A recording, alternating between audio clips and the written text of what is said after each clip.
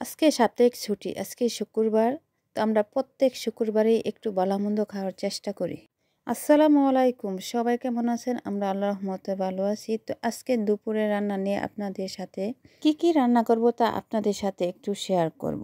তো আজকে রান্না করব পোলাও, আর সাথে আছে দেশি মুরগ, শিং মাছ দিয়ে সরিষা পাতা দিয়ে ঝোল রান্না করব, আর শাক রান্না করব। আর আমরা প্রত্যেক দিনই দুপুরে খাবারের সময় একটু শাক রাখার চেষ্টা করি, কারণ শাকের মধ্যে প্রচুর পরিমাণ ভিটামিন আছে। প্রত্যেক সপ্তাহে আমাদের বাসার মাধ্যমে একটু না একটু কাজ থাকে। কাজের ফাঁকে দিয়ে আমি মাংসটা বসাই দিয়েছিলাম কষানোর জন্য। তো ওই সময় আর ভিডিওটা করতে খেয়াল ছিল না। তো এখন আমি পোলাও সব কিছু দিয়ে তো বসাইয়ে দিলাম, তা আপনারা দেখলেনই। তো মুরগটাও আমার প্রায় রান্না শেষ, আর এদিক দিয়ে পোলাও প্রায় হয়ে আসছে। তার মুরগটা কেমন হলো সবাই আমাদের কমেন্টে জানাবেন। তো পোলাও আমি এভাবে রান্না করি, আর আপনারা কীভাবে রান্না করেন আমাদের কমেন্টে জানাবেন। আর প্রত্যেক দিন বাজার নিয়ে আসার পরে রান্না বসাইতে অনেক লেট হয়ে যায়, কুড়া বাছা করতে করতে অনেক দেরি হয়ে যায়। তো এই ফাঁকা দিয়ে একটু একটু করে ভিডিও করলাম, আর রান্নাটা একটু ফাঁকে দেওয়া করলাম।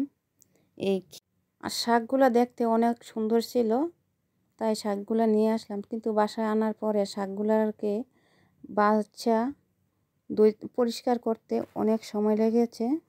আর শিং মাছ তো কেমন জানেনি, শিং মাছ পরিষ্কার করতে অনেক সময় লাগে। শিং মাছগুলো আমার পরিষ্কার করে ধোয়া শেষ, আর এদিক দিয়ে আমি মশলাটাকে ভালো করে কষিয়ে নিয়েছি। তো এখন আমি মাছগুলা দিয়ে দেব কষানোর জন্য। তো মাছগুলা কষানোর জন্য দিয়ে দিলাম।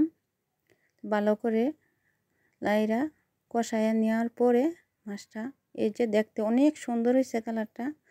তারপরে আমি সরিষা পাতাগুলা দিয়ে দিলাম। দেওয়ার পরে সবগুলা দিয়ে রেখে দিয়েছি। যখনই পাকাইছে তখন আমি এটা আবার ভালো করে নেড়ে মাছগুলা সব একসাথে মিক্স করে দিলাম। তো প্রায় মোটামুটি রান্নাগুলা শেষ। তার সরিষা পাতা খাইতে ঝোল, শিং মাছ দিয়ে ঝোল অনেক টেস্ট, আপনারাও ট্রাই করে দেখতে পারেন। আর শাকগুলা অনেক সুন্দর, কিনে আনছি অনেক সুন্দর, আর এই শাকগুলা খাইতে অনেক টেস্ট। তো আপনারাও ট্রাই করতে পারেন। তো শাকগুলোর মধ্যে অনেক গাছ ছিল, চাইনা বাছার পরে বাইসা দইয়া তারপরে আমি একটা পাতিলের মাধ্যমে কাটটা নিছি এটারে কষানোর জন্য। কষানোর পরে বেশি করে রসুন, কাঁচামরিচ দিয়ে আমি এটারে ভাজি করবো কি। তো এই পর্যন্তই আজকের ভিডিওটা।